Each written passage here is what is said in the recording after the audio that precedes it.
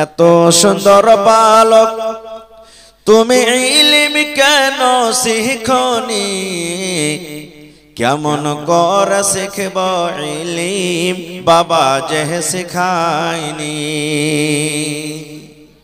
একটা লোক একটা ছেলেকে ধরে 10 বছর 15 বছর 20 বছর का ছেলে পড়ালেখা করেনি তাকে বলছে আরে বাবা ইলম কেন তুই শিখিসনি বলছে কেমন করে শিখবো বাপ তো আমাকে শেখায়নি বলছে কেমন কথা তোর বাপ শেখায়নি ছেলেটা বলছে 2.5 বছর বয়স যখন 2.5 বছর বয়স যখন মায়ের পিছনে ঘুরলাম তখন কেমন করে শিখব ইলম বাবা যে শেখায়নি 2.5 বছর বয়স যেদিকে মা গেছে মা মা মা বলে প্যাপা করে বেড়ালছি কখন শিখবো বলছে বড় হয়ে ছেলেটা আবার বলছে 7 বছর বয়স 7 বছর বয়স যখন গরুর পাখা ধরলাম তখন কেমন করে শিখব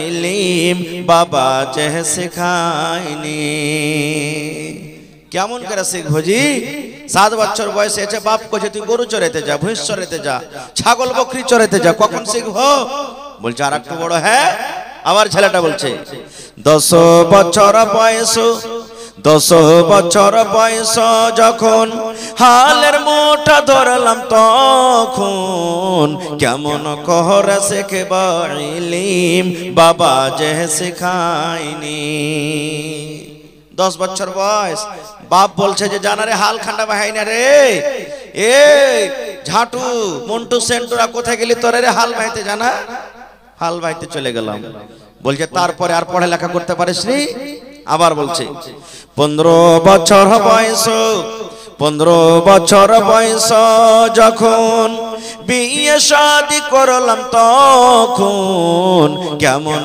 করে শিখব ইলম বাবা যে শেখায়নি 15 বছর যেমনি হয়ে গেল হাল বাইতে শিখে লিয়েছি ঘন ঘন আই বেরি বাড়তে আসতে শুরু হয়ে গেল বাপ বিয়ে দিয়ে দিলে বিয়ে করে কি আর পড়া হবে জিউলি সাহেব বলছে কেন বিয়ে করে পড়া হবে না পড়লি পড়া হবে ছেলে বলছে 20 বছর বয়স 18 বছর বয়স যখন ছেলে মেয়ের বাপ তখন কেমন করে শিখব ইলম বাবা যে শেখায়নি বলছে 15 বছর বিয়ে হইলো 16 বছরকার মাথাতে 17 বছরকার মাথাতে যে বাস বেটা বেটির বাপ হয়ে গেল এখন স্কুলে যাব পড়িতে মাদ্রাসাতে কিতাব নিয়ে আর না ওই ছেলেরা যে চকলেট চাইবে বাপ বিস্কুট দে চকলেট দে 5টা টাকা দে 10টা টাকা দে ওর লেগে যাব খাটতে এই তো আমাদের জীবন চলে গেল লাখ দে পুঁটা চুইছে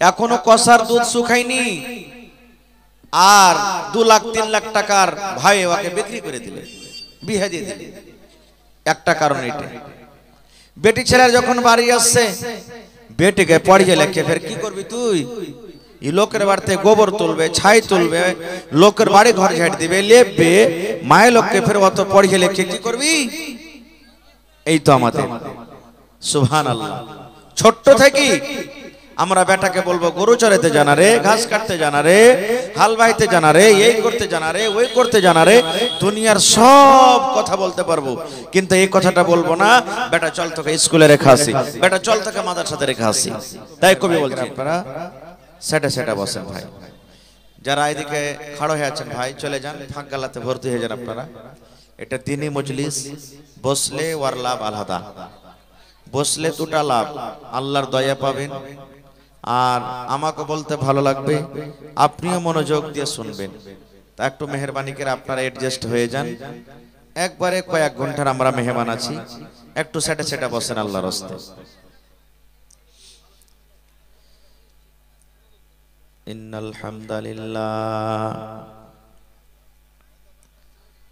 নাহমাদুহু ওয়া নাস্তাঈনুহু ওয়া নাস্তাগফিরুহু ওয়া নাউযু বিল্লাহি মিন শুরুরি আনফুসিনা ওয়া মিন সাইয়্যাতি আমালিনা মান ইয়াহদিহিল্লাহু ফালা মুযিল্লা লাহু ومن يضلله فلا هادي له وأشهد أن لا إله إلا الله وحده لا شريك له وأشهد أن محمدا عبده ورسوله أما بعد فإن خير الحديث كتاب الله وخير الهدي هدي محمد صلى الله عليه وسلم وشر الأمور محدثاتها وكل محدثة بدعة وكل بدعة ضلالة وكل ضلالة في النار. أعوذ بالله من الشيطان الرجيم. بسم الله الرحمن الرحيم. اقرأ باسم ربك الذي خلق خلق الإنسان من علق اقرأ وربك الأكرم الذي علم بالقلم علم الإنسان ما لم يعلم. وقال النبي صلى الله عليه وسلم طلب العلم فريضة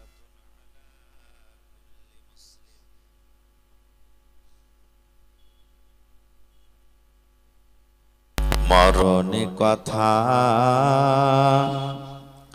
স্মরণ কি তোর নাই মরণে কথা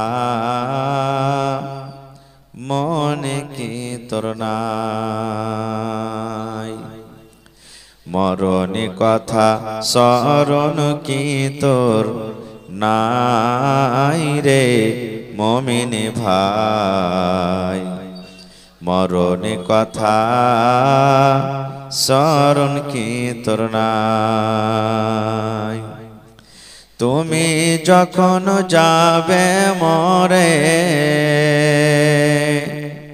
তুমি যখন যাবে মরে নিয়ে যাবে খাটে করে রেখে দিবে মাটির বিছানায় রে মুমিন ভাই মরণে কথা স্মরণ কি তোর নাই মাল ধন পয়সা করি থেকে যাবে পাকার বাড়ি মাল ধন পয়সা করি মাল ধন পয়সা করি থেকে যাবে দালান বাড়ি কিছুই তোমার কাজে আসবে না রে মুমিন ভাই মরণে কথা মনে কি তোর নাই মরণে কথা স্মরণ কি তোর নাই রে মুমিন ভাই মরণে কথা মনে কি তোর নাই নারে তাকবীর। আজকে জলসার যোগ্যতময় শ্রদ্ধেয় সভাপতি সাহেব, উপস্থিত উলামায়ে কেরাম, সামনে বসে থাকা ইসলাম দরদি দিন দরদি ভাই ও বাবাজিরা, পর্দানাসীন মায়েরা খালারা, সমস্ত তারিফ ও গুণগান সেই মহান আল্লাহ তাবারাক ওয়া তাআলার জন্য যে মহান আল্লাহ তাবারাক ওয়া তাআলা আজকে আমাদেরকে এত কনকনে ঠার ল্যাপের তল থেকে বের হওয়ার মনে হয় না, এরকম ঠান্ডা থাকা সত্ত্বেও এই জালসার পিন্ডালের তলাতে একত্রিত হয়ে বসে বলার ও শোনার তৌফিক দিয়েছেন। তাই আমরা সে আল্লাহ তাবারাক ওয়া তাআলার প্রশংসা করি, অন্তর থেকে মহব্বতের সাথে সকলে পড়েন আলহামদুলিল্লাহ। একটু মুখ খুলে আল্লাহর প্রশংসা করবেন না? একটু সকলেই পড়েন জোর করে আলহামদুলিল্লাহ। তারপর আমাদের শেষ নবী হযরত মুহাম্মদুর রাসূলুল্লাহ পড়েন সাল্লাল্লাহু আলাইহি ওয়াসাল্লামের পর ওয়াগণন দারুদ শরীফ শান্তির ধারা বর্ষিত হোক, আমিন। আল্লাহুম্মা সাল্লি আলাইহি আল্লাহুম্মা বারিক আলাইহি। ভাই মুসলমান, মোটামুটি 4 মাস রানিং হয়ে গেছে এই জালসার, যেটা একটা সিজন থাকে। বিভিন্ন জায়গাতে আপনারা জালসা শুনছেন, আজকে এসেছেন, এই নিয়াত আশা নিয়ে বসেন যে উলামা আপনাদের সামনে আসবেন আর কোরআন হাদিস থেকে যে সমস্ত কথা বলবেন আমি কম করে একটা কথা নিয়ে যাব, তাহলে জালসাও কামিয়াব, আপনাদের আশাও বসাও কামিয়াব, আর আল্লাহ তাবারাক ওয়া তাআলা তার বদলা দুনিয়া এবং আখিরাতে দিবেন। পড়েন ইনশাআল্লাহ তাআলা। ভাই মুসলমান, সব থেকে বড় দৌলত আপনারা বলেন তো কি? সব থেকে বড় দৌলত আমরা কি বলবো? হাজী মৌলানা, সব থেকে বড় দৌলত তো হবে সোনা চাঁদি হীরা মতি, এই সমস্ত জিনিস মনে হয় সব থেকে বড় দৌলত। জি না, তার থেকেও বড় দৌলত আছে, তার থেকেও বড় দৌলত আছে। আর এমনই দৌলত আল্লাহ যাকে তৌফিক দিবেন সেই পাবে, তাছাড়া পাবে না।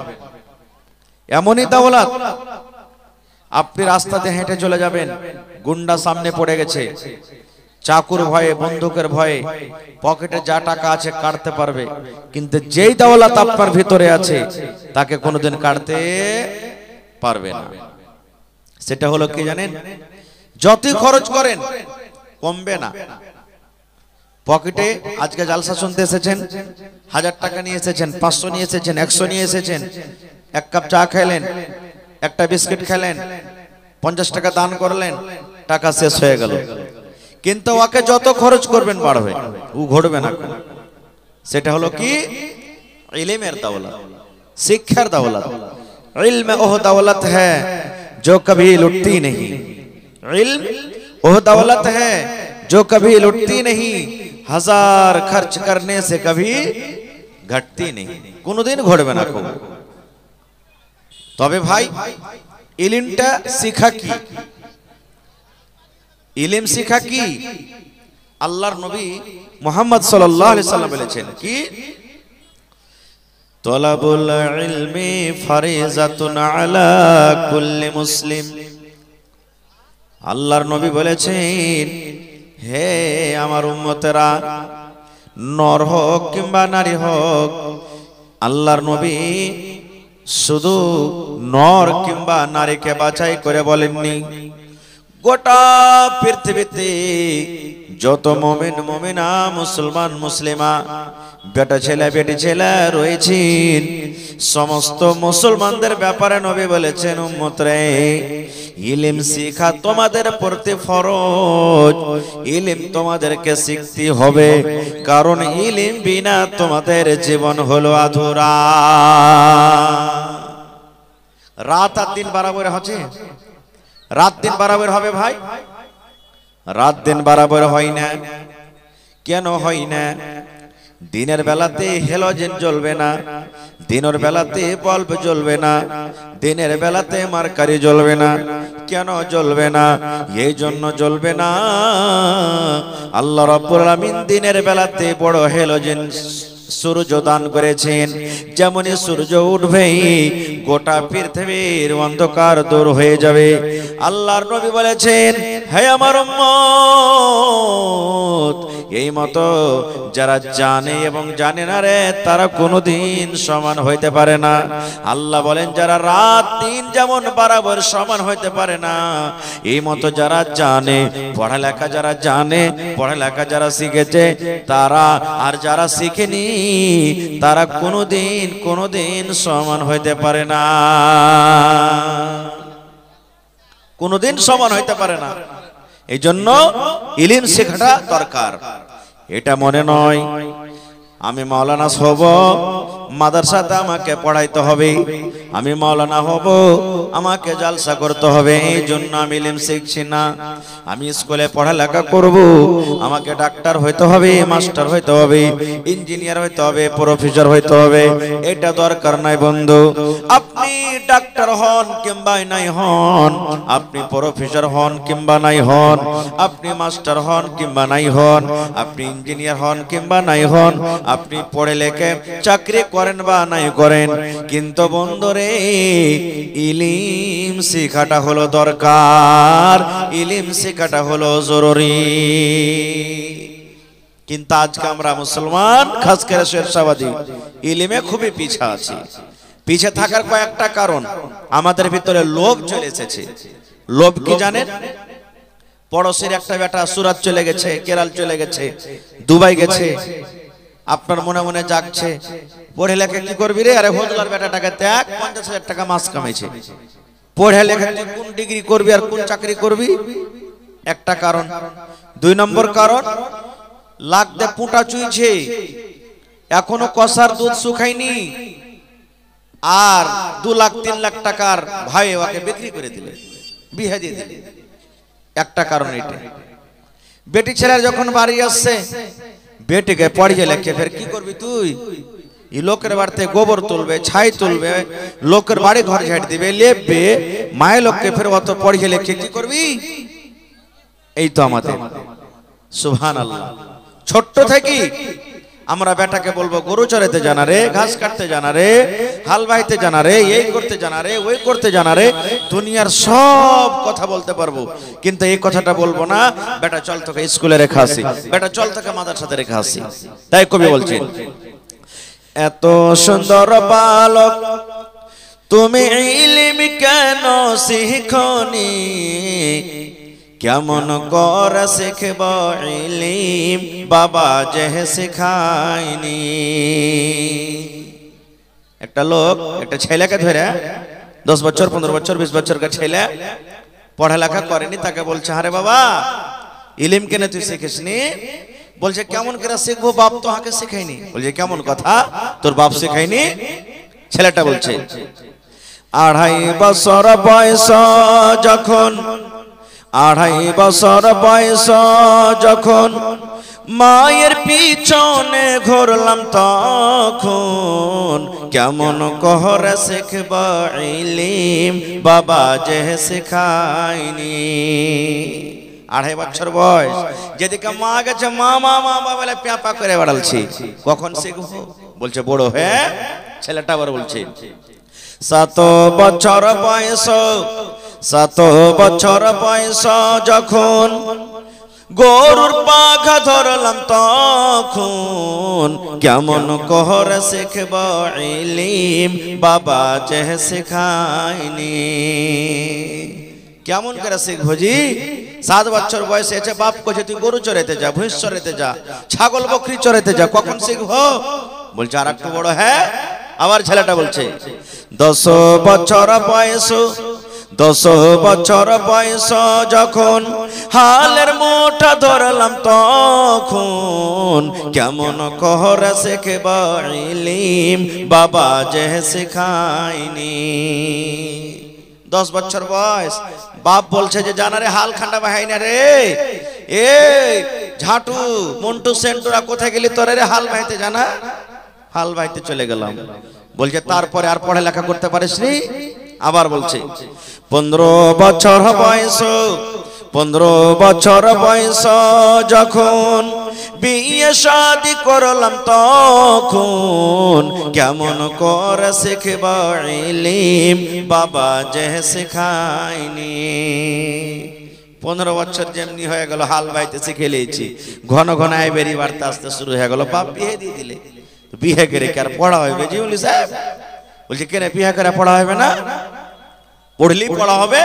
ছেলে বলছে 20 বছর বয়স, 18 বছর বয়স যখন ছেলে মেয়ের বাপ তখন কেমন করে শেখব ইলম বাবা যে শেখায়নি। বলছে 15 বছর বিয়ে হইলো, 16 বছরকার মাথাতে 17 বছরকার মাথাতে যে বাস বেটা বেটির বাপ হয়ে গেল। এখন স্কুলে যাব পড়িতে মাদ্রাসাতে কিতাব নিয়ে, আর না ওই ছেলেরা যে চকলেট চাইবে, বাপ বিস্কুট দে, চকলেট দে, 5টা টাকা দে, 10টা টাকা দে, ওর লেগে যাব খাটতে। এই তো আমাদের জীবন চলে গেল। এরকম হয়েছে না হয় না ভাই? বলেন, জোরে বলেন। হয় ভাই মুসলমান, তাহলে ইলম আমাদেরকে শিখতে হবে, না শিখলে কি অবস্থা? হযরত উমর রাদিয়াল্লাহু তাআলা একজন খলিফা, নবীজি দুনিয়া থেকে চলে গেলেন, রাজা হলেন কে? হযরত আবু বকর রাদিয়াল্লাহু তাআলা। উনিও দুনিয়া থেকে বিদায় হয়ে গেলেন, রাজা হলেন কে 2 নম্বরে? আমিরুল মুমিনিন হযরত উমর রাদিয়াল্লাহু তাআলা। এক বাপ শেখে নিয়ে গেছে, কেস করতে গেছে। আজকে আমরা কেস করতে যাই থানাতে, কোর্টে আমরা কেস করতে যাই, কিন্তু ওই জামানার কোর্ট আদালত যে বাদশা তার দরবারে চলে গেলেন। বাপ বুড়া মানুষ চলে গেছেন, যে বলছেন আমিরুল মুমিনিন ইনসাফ করে দেন। বাপ বলছেন, বলছে কি হয়েছে?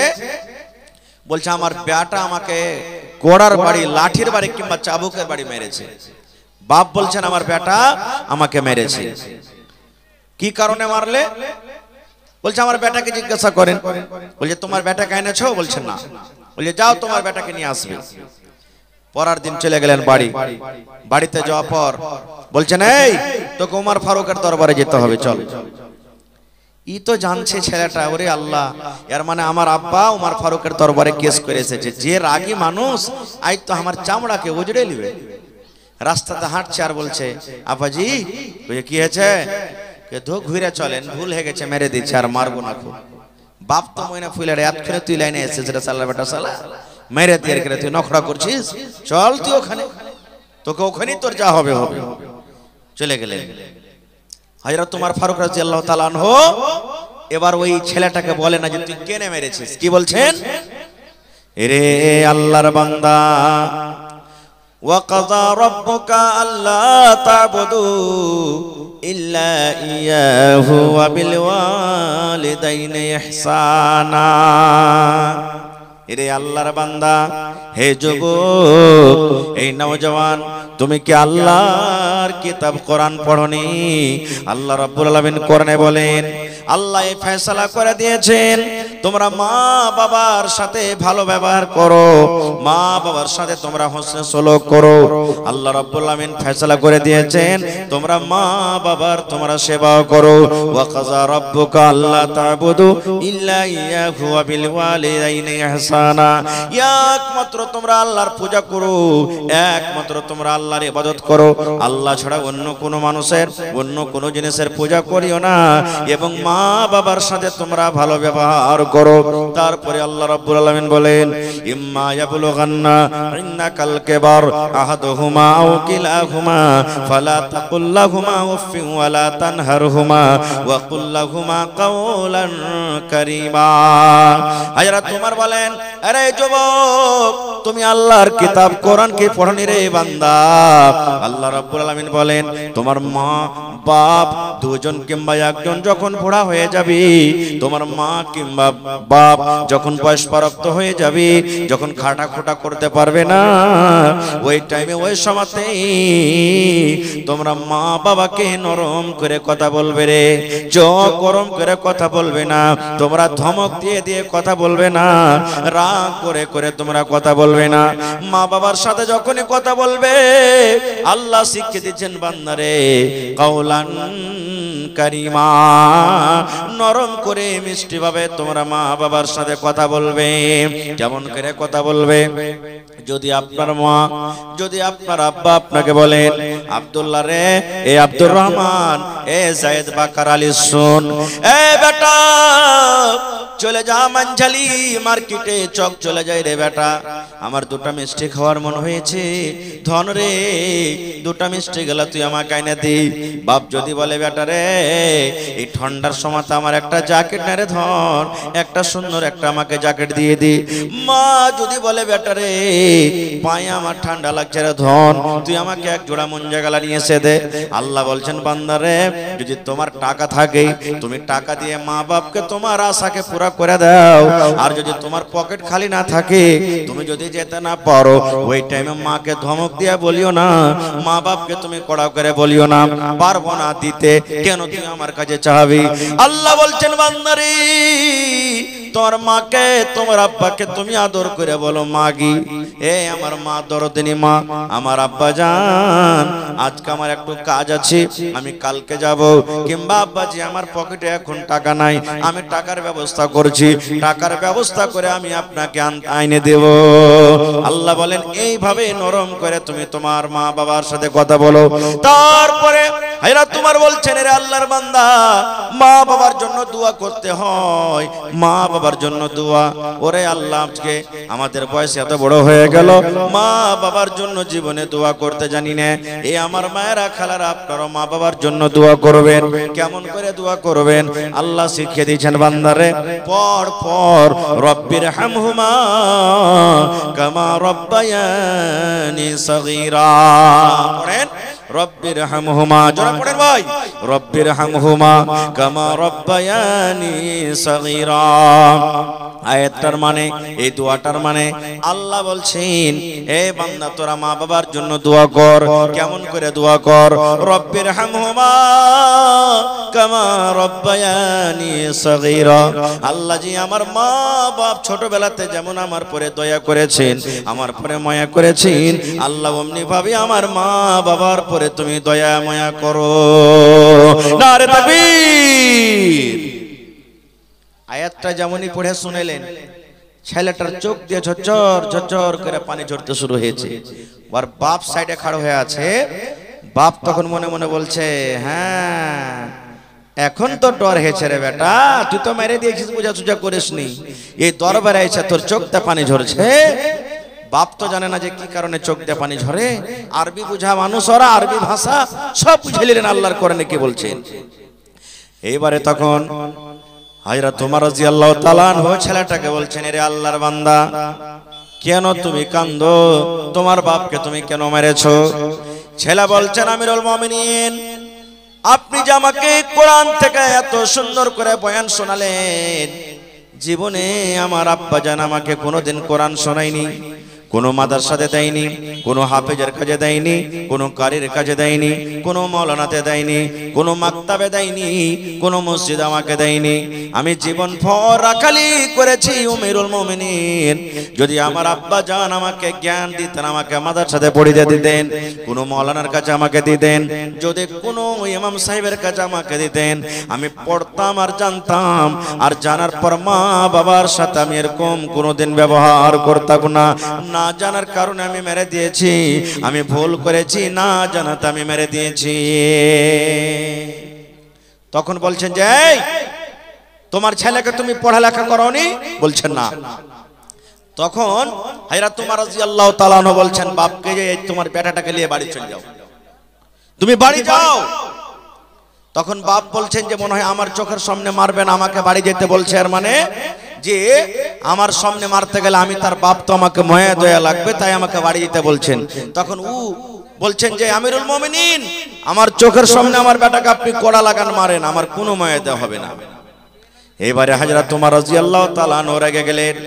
আর রেগে যাওয়ার পর বলছেন আরে আল্লাহর বান্দা তুমি আমার দরবার থেকে চলে যাও রে, চলে যাও, চলে যাও, চলে যাও, না হলে যত চাবুক তোমার বেটার উপরে পড়তো, যত চাবুক তোমার বেটাকে আমি মারতাম, অত চাবুক তোমার পিঠে কিন্তু পড়বে। তোমাকে যেতে বলছে যাও, না হলে যত চাবুক তোমার বেটার পিঠে পড়তো অত চাবুক তোমার পিঠে পড়বে। যেমন কথাটা বলা, তখন বলছেন যে আমিরুল মুমিনিন আমার বেটা আমাকে মেরেছে, উল্টা আপনি আমাকে মারবেন মানে?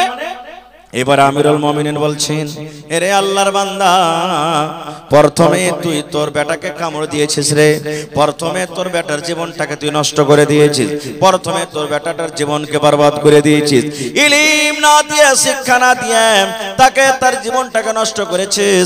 ভালো মন্দ বোঝার সে পার্থক্য রাখে না, ভালো মন্দ সে বোঝে না, তার কাছে কোনো জ্ঞান নাই বুদ্ধি নাই বলে তোকে মেরে দিয়েছে। এবার পরে না জানার কারণে তোমার বেটা তোমাকে মেরেছে, প্রথমে তুমি তাকে কামড় দিয়েছো, প্রথমে তাকে তুমি বরবাদ করেছো, এবার না জানার কারণে তোমার বেটা তোমাকে প্রথমে মারেনি, দ্বিতীয় নম্বরে তোমাকে মেরেছে। এই জন্য তোমার ভুল, তুমি কেন ছেলেটাকে ইলম শিখাওনি। আজকে আমাদের অবস্থা ভাই ঠিক, বাড়িতে মাসে 2 মাসে 5 মাসে 5 বার 10 বছর করে বিচার বসে। কেন? কারণটা কি? এই ইলম না থাকার কারণে, ইলম না থাকার কারণে।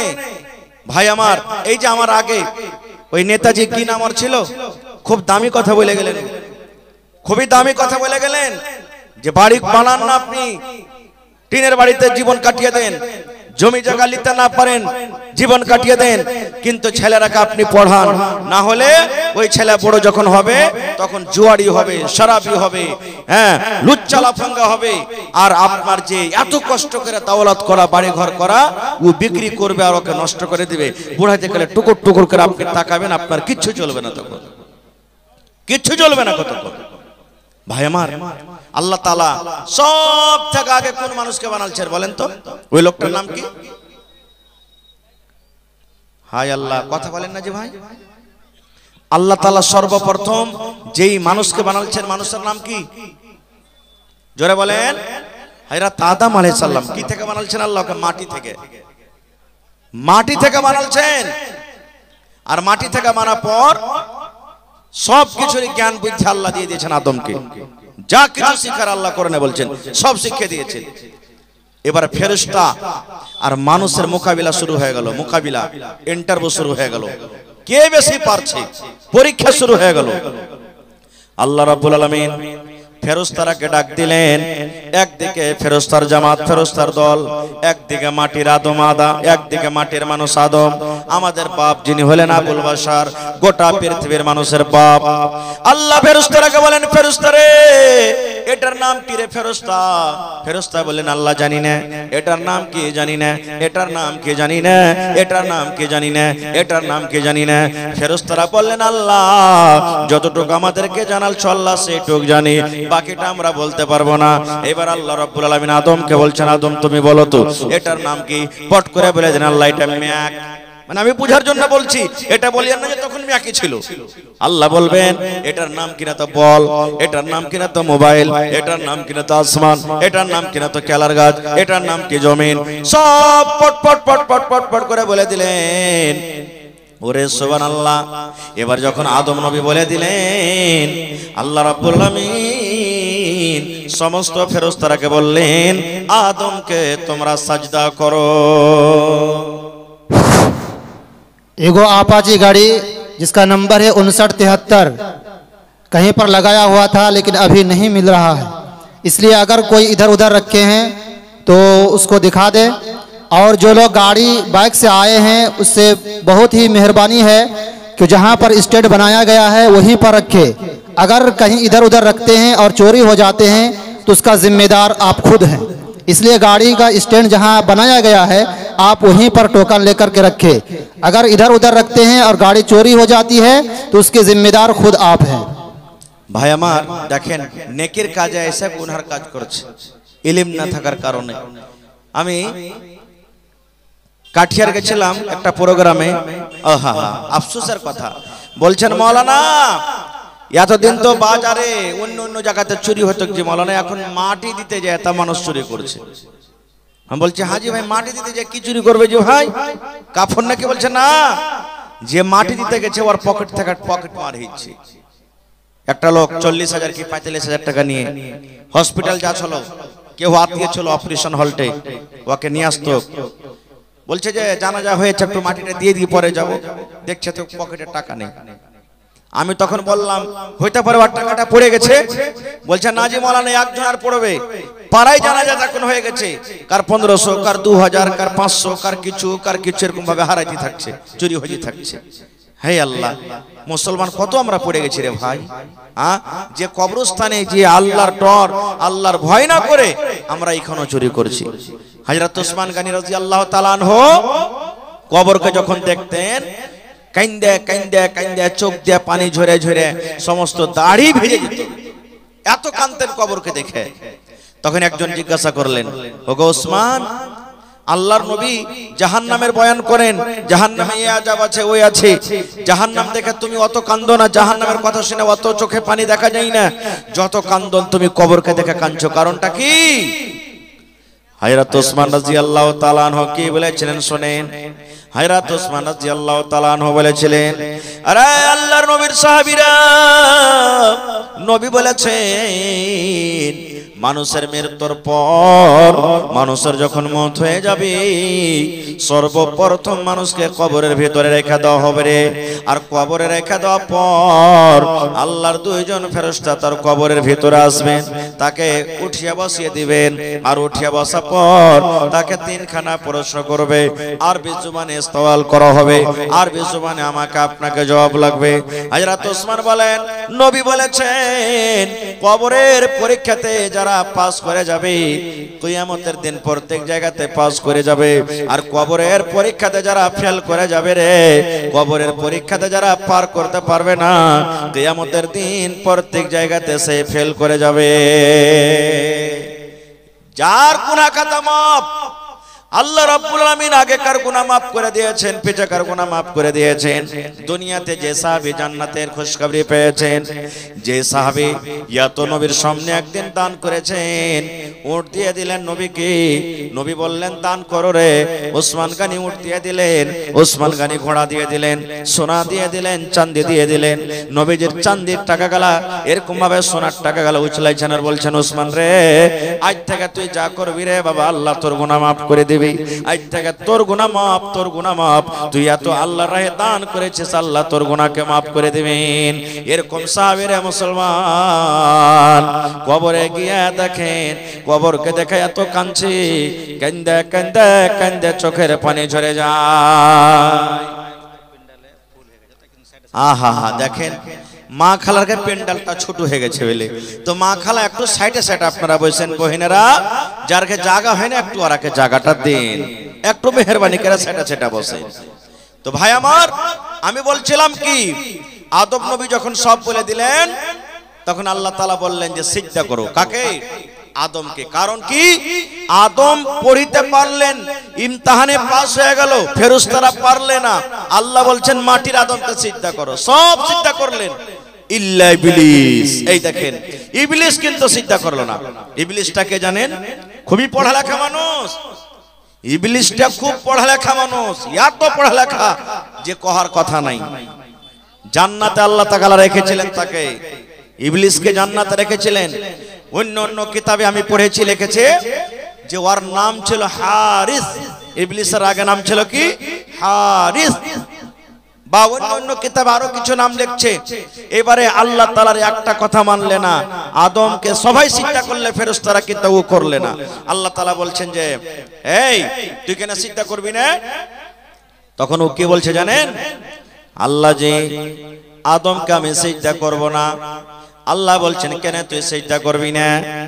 এবার ইবলিস বলছেন, আল্লাহ তুমি আমাকে আগুন থেকে বানালছো, আল্লাহ আগুন উপর দিকে লাফিয়ে লাফিয়ে উঠবে, আর মাটির আদমকে তুমি মাটি থেকে বানালছো, মাটি যত উপরে ফেলো আল্লাহ নাম দিকে এসে পড়বে। এই জন্য আমি হলাম বড়, আমি কোনোদিন মাটির আদমকে সাজদা করব না, আমি বড়। এই যে অহংকারী চলে এলো ভিতরে, ঘামান্ডি। হ্যাঁ, এখন দেখবেন না, একটা ধনী লোক যদি খালি থাকে যায়, সবাই নেই কেউ কেউ, আর একটা গরিব লোক যদি খালি ওর মুখে মুখে যদি খালি তর্ক লাগিয়ে দেয়, মুখ সামলা কথা কহা, থথনা চিরে দিব, একটা দাঁত থাকবে না গোটা। বলে কি বলে না, আইল, গরিব মানুষের আইল, ধনী মানুষের আইল পাঞ্জরে আছে। উপর দিক যখন যখন হাল ভাবে ফসলে 4 আঙ্গুল 5 করে চপেজি থাকবে। গরিব লোকটা যদি খালি এসে কহে, হ্যাঁ ভাই আইলটা যদি দিলে কাটা সেটা নামিয়ে দিলে, হে ভাই লাঠি কাঁটা লিয়াই তবে, লাঠি কাঁটা লিয়াই। কত জমিদার হয়ে গেছে, 2 কাঠা জমি নিলে কত খুঁজছে। এই দেখেন আল্লাহ রাব্বুল আলামিন ঘামান্ডি দেখবেন না, অহংকারী দেখবেন না, দেখবে? জোরে বলেন। ওরে আল্লাহ, ফেরাউন সবথেকে বড় বাদশা, নিজে দাবি করেছিল খোদা আমি হলাম আল্লাহ রে, আমি হলাম আল্লাহ, আমি আল্লাহ, আমাকে আল্লাহ মানো। যারা যারা আল্লাহ মানে তাকে ভালোবাসে। এবারে একদিনকার ঘটনা, আসিয়া ফেরাউনের স্ত্রী আসিয়া হলেন, উনি বলছেন তুমি কি আমাকে আল্লাহ মানো না? এবার ফেরাউন বলে, ফেরাউনের স্ত্রী আসিয়া বলছেন আমি তোমাকে আল্লাহ মানি না। আসিয়াকে আল্লাহ এত ভালোবেসেছেন, আসিয়ার কথাটা আল্লাহ তাআলা কোরআনে লিখে দিয়েছেন, আসিয়ার তারিফ আল্লাহ রাব্বুল আলামিন কোরআনে করেছেন। এবার ফেরাউন বলে আসিয়া তুমি আমার বিবি, আমি তোমার হাজবেন্ড, তোমার শওহর, তুমি আমার কথা কেন মানবে না? আসিয়া বলেছিলেন, এ আমার মায়েরা খালারা শুনেন, আসিয়া বলেছিলেন এ ফেরাউন তুমি আমার স্বামী হতে পারো, স্বামী হিসাবে তোমার কথা মানবো, স্বামী হিসাবে যেটা তুমি আদেশ করবে সেটা শুনবো, কিন্তু খোদা হিসাবে যদি আমাকে কোনো আদেশ করো, রব হিসাবে যদি তুমি আদেশ করো, আমি তোমাকে রব মানি না রে, তোমাকে আমি রব মানবো না। তুমি আমার স্বামী, তোমাকে স্বামী মানবো, কিন্তু রব তোমাকে আমি মানবো না। আমি রবকে মানবো যে তোমাকে সৃষ্টি করেছে, যে তোমাকে খানা খাওয়ায়, আর আমাকে যে খানা খাওয়ায়, আমাকে যে সৃষ্টি করে, আমি ওকে রব মনে করব, তাছাড়া আমি রব মনে করব না। ঘামান এত করেছিলেন মুসা নবীকে মারো। লম্বা ঘটনার দিকে আমি যাব না। মুসা নবী বনি ইসরাইলকে নিয়ে আর কমকে নিয়ে পালাইতে শুরু করলেন। পালাইতে পালাইতে আগে নীল দরিয়া সমুদ্র পড়ে গেল, পিছনে ফেরাউন তার লস্কর দড়িয়ে চলে আসছে। আগা দিকে সমুদ্র কেমন করে পার করবে, আর পিছন থেকে ফেরাউনের লস্কর। মধ্যখানে মুসা নবী এবং তার কম পড়ে গেছে। তার কমেরা বলতে লাগলো, মুসা তোমার কথা শুনে ভুল হয়ে গেল। বলছে কেন? বলছে মুসা ফেরাউনের দরবারে আমরা ছিলাম, ভালো ছিলাম, আরে কাজ করতে হচ্ছিল, পেটে কমসে কম 2টা দানা খেতে পাচ্ছিলাম না, 2টা পেট ভরে খানা পাচ্ছিলাম, কিন্তু এখন এমন সময় হয়েছে খানা দূরের কথা, এখন ফেরাউনের হাত থেকে আর জীবনটা বাঁচবে না। দেখো আগে সমুদ্র হয় ডুবে মরতে হবে, আর যদি সমুদ্র পার না করি ফেরাউনের হাতে আজকে আমরা মরে যাব। যেমন এই কথা বলা মুসা নবী আল্লাহকে বলছেন, মাবুদ আমি তোমার নবী, তুমি আমাকে আল্লাহ অপমান করিও না, আমার কমের ইজ্জত রেহাই করো। আল্লাহ তাআলা মুসা নবীকে বলছেন, মুসা রে তোমার হাতে যে খান লাঠি আছে আসা, ওই হাতের লাঠি তুমি বিসমিল্লাহ বলে পানিতে একবার মারো, যেমনই পানিতে মারবে পানি দুদিকে হটে যাবে, আর ওই সমুদ্রের মধ্য দিয়ে তোমার জন্য আমি রাস্তা করে দেব। সুবহানাল্লাহ, পড়েন জোরে করে সুবহানাল্লাহ। এই যে আমার যখন ইন্টারভিউ হয় তখন আমাকে পরীক্ষা করা হয়েছিল আল্লাহুস সামাদ, কয়েকটা পরীক্ষা, তার মধ্যে একটা আমাকে পরীক্ষা করেছিল গোটা পৃথিবীতে কোন এমন একটা জায়গা আছে যে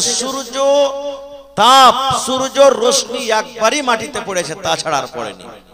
কি এমন জায়গাটা আমাকে প্রশ্ন করা হয়েছিল। আমি বলেছিলাম ওই জায়গাটা হলো কি নীল দরিয়া।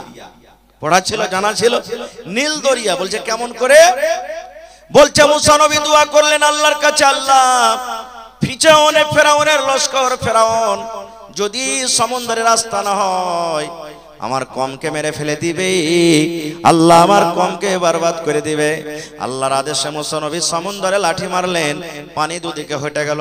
পানি যখন দুদিকে হটে গেল সমুদ্র শুকা হয়ে গেল।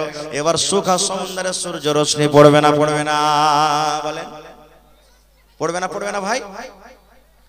দুদিকে পানি হটে গেল আর মধ্যখান দিয়ে রাস্তা হলো, তো সূর্যের ওখানে রশ্মি পড়বে না? শুকা জায়গাটাতে পড়ে গেল, রাস্তা হয়ে গেল। মুসা নবী তার লস্কর নিয়ে পার হয়ে গেলেন।